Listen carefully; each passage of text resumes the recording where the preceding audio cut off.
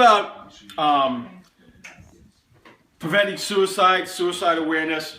One of the other big problems before we get into the guys, thanks for coming. One of the things I really want to talk about is as our generation and our citizens are living longer and longer, one of the big problems in society is Alzheimer's. And someone who can really talk about that and talk about Alzheimer's awareness, let's bring back Lisa one more time. Lisa DiPasquale. Okay. Lisa, for all of us who have aunts and uncles, parents, grandparents, what are some of the signs we should look for at the very beginning stages of Alzheimer's? The early stages that something is awry is judgment and insight. And usually it's sometimes even a routine thing that we do. And what I mean by that is a sequential thing, a sequential activity, like getting dressed or figuring out how to fix something, or even with cooking. Other signs are short-term memory things. They'll tell you the same thing 4,000 times in 5 minutes. Their short-term memory is going. Absolutely. And you work with a lot of seniors. What are the things you come across almost on a daily basis with the seniors you work with?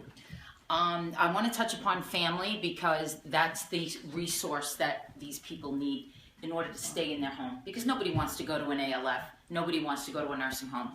And the denial is what family members usually, oh, she's just getting forgetful.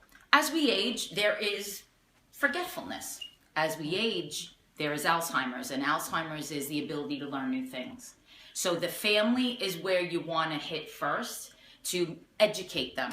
I had a grandmother who was in an ALF for 10 years. She lived to almost 100, and at age 90, she started with Alzheimer's. And my aunt didn't have education about Alzheimer's, and when she was staying in her home, she was incontinent. And my aunt was like, she's doing it on spite. I'm like, no, she's not. The brain isn't talking to the bladder, and the brain isn't able to control the bladder. So education is, I think, the first step.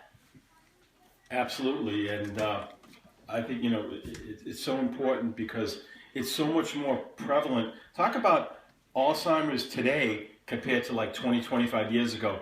The impact in how much more prevalent and common it is in our society compared to like back in the 80s even. Right. I was a speech pathologist in the 80s. I started practicing in 1985. And let's say I had 7 patients a day.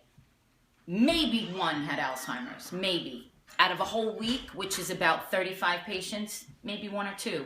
Now, more than half of my caseload is Alzheimer's. So, Alzheimer's is on the rise. Remember, our foods are filled with stuff. We don't know if it's environmental, genetic, a little of both. Our waters, everything in our shampoos and soaps have chemicals, lead and mercury, which all have been, linked to Alzheimer's. So, I think this is why we're seeing it rise so quickly. Lisa, thank you so much for sharing. Great job. Yeah. We love touching on those subjects. And